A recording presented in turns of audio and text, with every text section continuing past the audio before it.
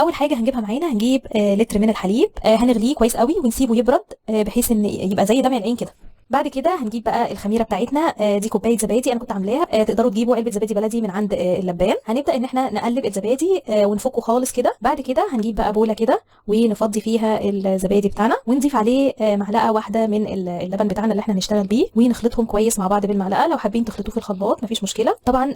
واحنا بنشتغل كده في الزبادي هنولع الفرن بتاعنا بس يدفى، يعني لمده دقيقتين 3 بس، بحيث ان انا ايدي لما ادخلها جوه الفرن تتحمل الحراره. هنقلب كويس، وبعد كده هنضيف بقى الخليط بتاعنا ده كله على اللبن بتاعنا ونقلبهم مع بعض كويس قوي.